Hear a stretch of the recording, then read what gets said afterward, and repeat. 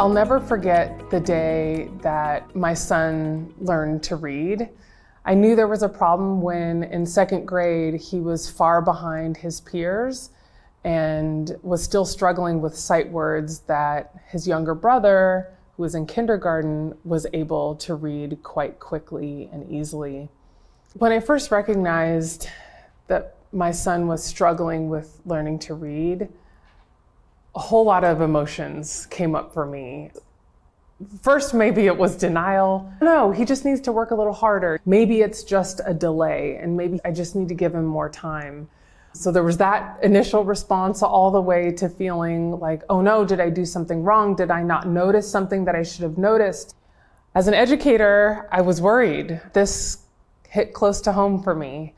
I knew that I needed to find some supports for him and reached out to his teacher. We gave him some extra help and he saw a reading intervention teacher.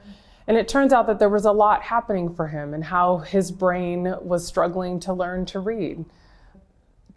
I knew he had challenges with reading. I didn't know how serious it was until we got some extra help. In a study at the UCSF Dyslexia Center, he went through a range of different tests and different assessments so that they could really start to determine what, not only did he have dyslexia, which it turns out he did, but what type and what level and to what extent and what supports would be the most helpful for him in school and at home. And having that information has been really helpful for us in terms of supporting him both in the classroom and at home. Students reading and students learning to read is not just a school problem or a home problem. It really is both.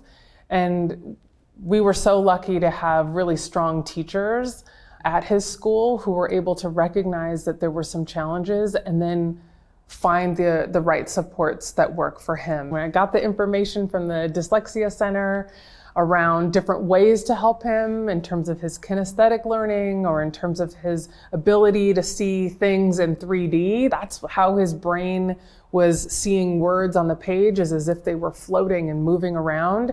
That helped me to understand and communicate with his teachers about ways to help him use more tactile resources in supporting his reading journey. I'll never forget the day that he sat down with a book that was a couple grade levels behind his grade level, but it was a book. It felt like a real chapter book. And he looked at the words and he started going and he wasn't stumbling and he was able to use the tools that he had to sound out the letters, to blend the sounds together, to make sentences. He was so proud of himself. As a parent, watching your child get to that point where they're independently reading words, there's no greater joy. I think the thing that I really enjoy now is I can say to him, hey, what does that say? And he can read it for me. And if he doesn't know it or struggles, I say, try again, break it into pieces, and he can get there. He's got the tools and the resources that he needs to be successful. I think he's on his way and he's seeing some measure of success that lowers the stress for him and makes me feel less anxious about sending him to school every day. I think at the heart of it is, oh my goodness, reading is the most important element of being able to be successful in school, let alone in a person's life. And I didn't want to mess this up. I didn't want to mess up this opportunity for my son or wait too long or not say the right things or do the right things to make sure that he got the help that he needed. Trying to navigate that was a bit of a challenge, but the school was really receptive and really open. And frankly, it wasn't anything that new. His teacher had talked to me about it. We had been in communication about things that she was noticing, about things that I was noticing at home. So it felt very collaborative. It felt very much so that we were in this together and that we would keep asking questions and looking at his work and providing those supports and seeing what needed to change. Most children do need additional help, direct instruction, where they're learning the various elements of sounds and letters and phonemes and all of the different elements of reading that come together in a way that's very specific and strategic.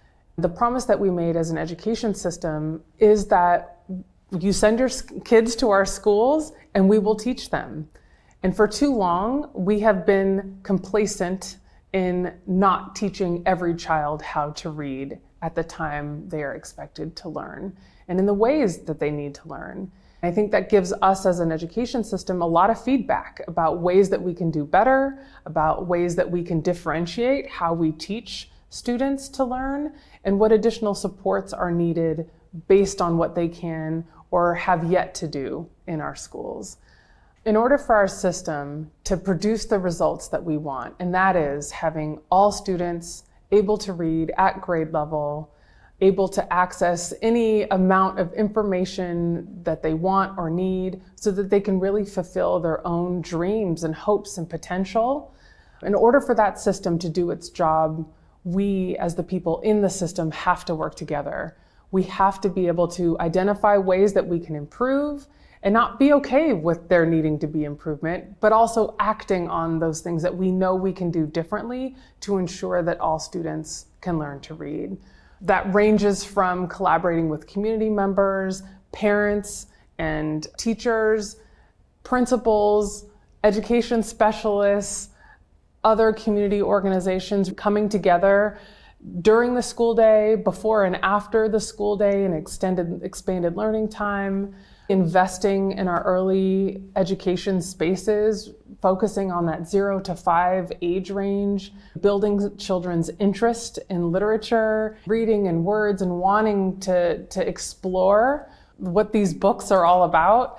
It's really all of our jobs from birth all the way through the system. And right now our system isn't doing an adequate job. That's not to say that we don't have amazing educators and amazing schools that are doing lots of good work attending to the needs of students. That is absolutely the case.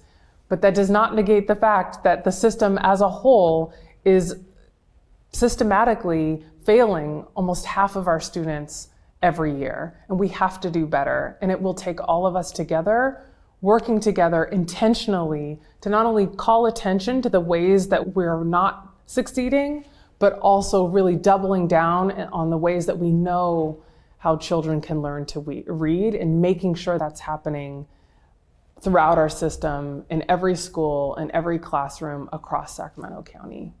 It really will take all of us.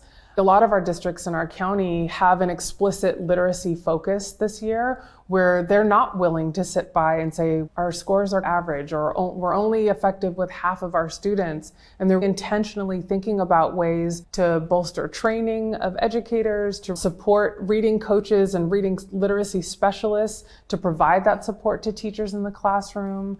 There's a lot of different ways that we can come to make change, but it will take an explicit and concentrated focus that is a shared responsibility of all of us in order to make sure that we get the outcomes that we seek. It's time to change the system, to change the outcomes, and that's going to require us to change our input, to change how we do business, to really pay attention to each and every student and have the resources available, because every child matters and every child reading matters.